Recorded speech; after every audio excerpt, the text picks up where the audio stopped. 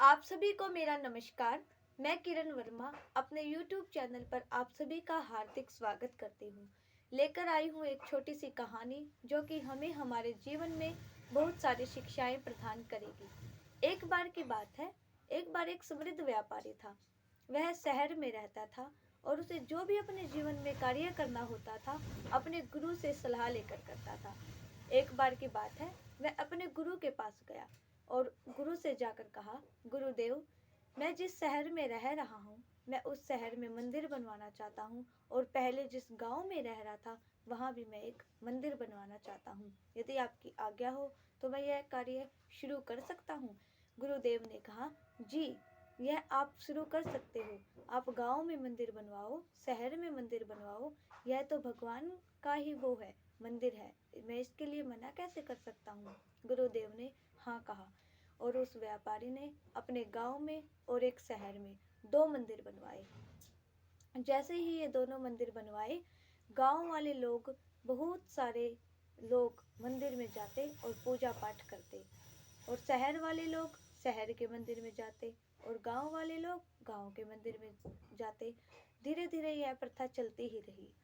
एक दिन व्यापारी ने सोचा कि यह अलग अलग ही है, यह कई मंदिर छोटे तो नहीं।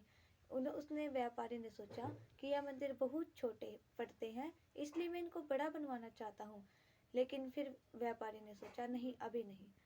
फिर धीरे धीरे ऐसे ही चलता रहा। फिर आगे आगे आगे आगे जो गांव के व्यापारी थे ना, सारे ही वो शहर के व्यापारी के पास आने लगे। यह देखकर व्यापारी को बड़ा आश्चर्य हुआ कि सारे ही गांव के जितने भी लोग हैं वो शहर के जो मंदिर में क्यों आने लगे। शहर के मंदिर में आते देखकर सभी को उसको बड़ा आश्चर्य हुआ। व्यापारी गुरु के पास गया कि हे गुरुदेव, गांव के सभी लोग शहर के मंदिर में आकर पूजा पाठ करते हैं, हालांकि जो गांव में मंदिर ऑलरेडी बना हुआ है। यह आश्चर्य देखकर गुरुजी ने कहा, क्यों न मैं एक आपको उपाय बताता हूँ कि जो गांव में और शहर में दो मंदिर बने हुए हैं, दोनों के पुजारी को आपस में चेंज कर देते हैं।